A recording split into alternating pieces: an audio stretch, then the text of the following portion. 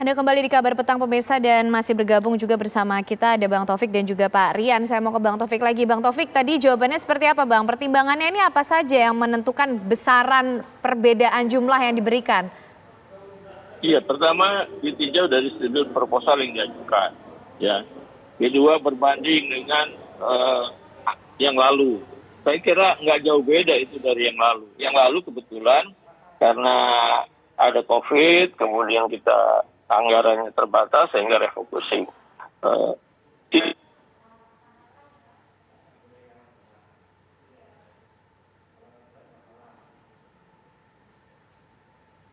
Baik, kami akan memperbaiki hubungan komunikasi dengan Bang Taufik, Wakil Ketua DPRD DKI. Kita ke Pak Rian terlebih dahulu. Pak Rian, tadi sudah disampaikan jawaban-jawaban dari DPRD DKI Jakarta. Kalau dari Pak Rian sendiri melihat ada yang janggal, melihat ada pelanggaran tidak dari pengalokasian dana hibah ini Pak Rian?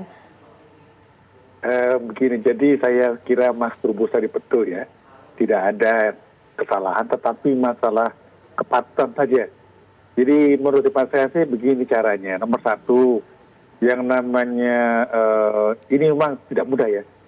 Kalau kita itu adalah terkait dengan pemegang kekuasaan atau yang sedang memimpin sebuah organisasi pemerintahan, maka biasanya kita itu diterapkan namanya double accountability. Jadi kalau pada saat kita meminta, katakanlah kita itu yayasan gitu ya, kita adalah famili dari gubernur atau wakil gubernur, ketika kita mengajukan sebuah proposal untuk kita punya yayasan gitu ya, itu kita tahu lah yayasan bukan bidang kita pasti gitu loh. Tapi yang penting adalah proposal tadi itu pertama-tama tidak mempunyai nilai lebih tinggi ketimbang tahun sebelumnya. Kalau tahun lebih tinggi paling lebih tinggi sesuai dengan inflasi ya. Syukur-syukur lebih rendah lagi. Yang kedua, yang namanya pada saat penggunaan itu memang pelaporannya itu unik. Jadi misalnya pada saat selesai menggunakan, biasanya kan begini, kalau kita dana hibah itu kan dipakai habis terus nggak ada pelaporan yang memadai gitu ya. Seharusnya begini, contohnya tadi oleh keluarga Pak Wakil Gubernur, maka pada saat selesai penyelenggaraan itu, tolong yayasan itu membuat laporan kepada pemerintah DKI dengan cara begini, termasuk laporan penggunaan dana yang diberikan tadi. Jadi dipastikan dana yang sekian ratus juta tadi itu betul-betul digunakan untuk kebutuhan dari kegiatan yayasan, bukan digunakan misalnya untuk honor atau gaji atau macam-macam. Nah, dengan demikian menjadi fair. Fairness ini dibangun dan ini saya kira DKI perlu menjadikan dirinya sebagai benchmark bagaimana pertanggungjawaban dari sebuah yayasan, terutama yang terkait dengan pimpinan politik, pimpinan eksekutif ya, bukan legislatif juga di DKI, agar masyarakat merasa bahwa ini fair, agar patut. Karena begini, kita tidak saja nggak bisa mengatakan, mentang-mentang itu punya dari katakanlah mungkin keluarga Pak Gubernur juga atau Pak Wakil, itu terus nggak bisa. Memang eloknya tidak usah mengajukan. Tapi kalau memang memerlukan dan kegiatan perlu dibantu, oke, ajukan. Tetapi lagi ya, di depan betul-betul dilaporkan kebutuhan nyatanya seperti ini. Bahkan kalau yayasan lain hanya mengatakan dalam jumlah yang bulk gitu kan ya, gelondongan gitu, maka ini 2 kali akuntabilitasnya. Disampaikan detailnya untuk ini saja gitu kan ya. Kedua, dinyatakan bahwa nanti kami akan ada 2 rekening. Rekening dari DKI akan masuk ke sini yang itu betul-betul pakai untuk itu. Nah, yang lain tidak. Jadi dengan demikian jelas uangnya ini tidak pernah masuk ke pos-pos yang itu memang tidak elok. Memang nggak boleh untuk gaji, boleh, tapi ini masalah keelokan atau kesantunan. Kalau kita masyarakat Indonesia loh ya, kita masyarakat Timur lah, kita nggak boleh sesukanya. Itu pre-nya. Pada waktu penyelenggarannya silakan.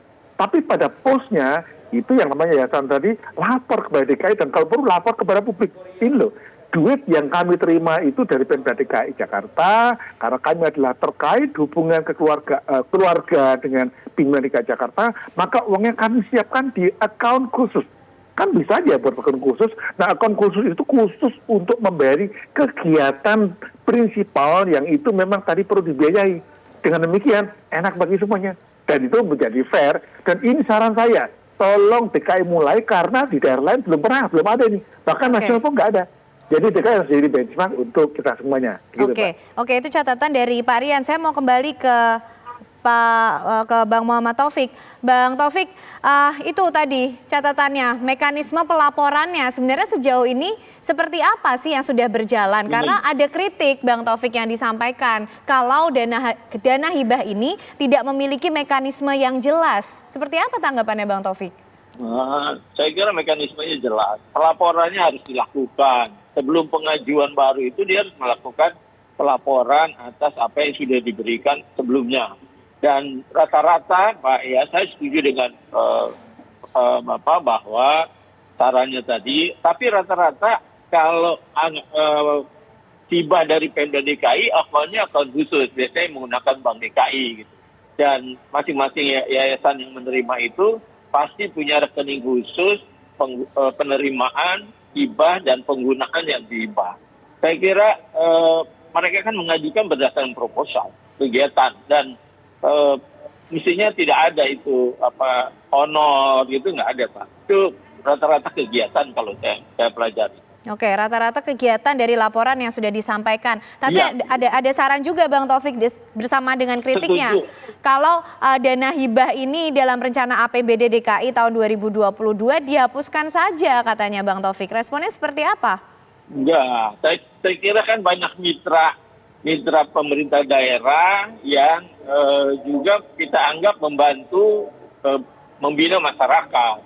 Wajar-wajar ya hibah itu pada instansi sejajar juga kita berikan hibah, misalkan orang banyak kan yang membutuhkan. Okay. Jadi tidak sesederhana itu melihatnya. Dan begini ya, banyak sekali yayasan-yayasan mitra-mitra kerja Pemda DKI yang saya kira kalau kita bantu itu sebenarnya kalau melihat proposalnya nggak cukup. Tapi ya sebagai apresiasi kita Pemda DKI dan DPRD waktu itu, ya harus kita hargai mereka.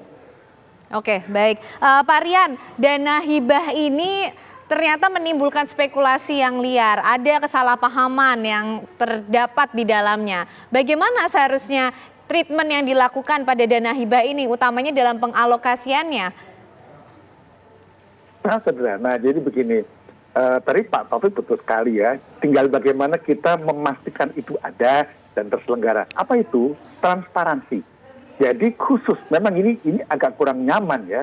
Kok yang lain dibiarkan tanpa pelaporan yang khusus, kok kami khusus?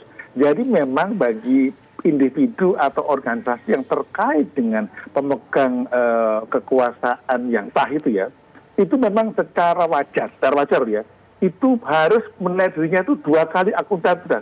Jadi udah betul, tapi 2 kali. Contohnya apa?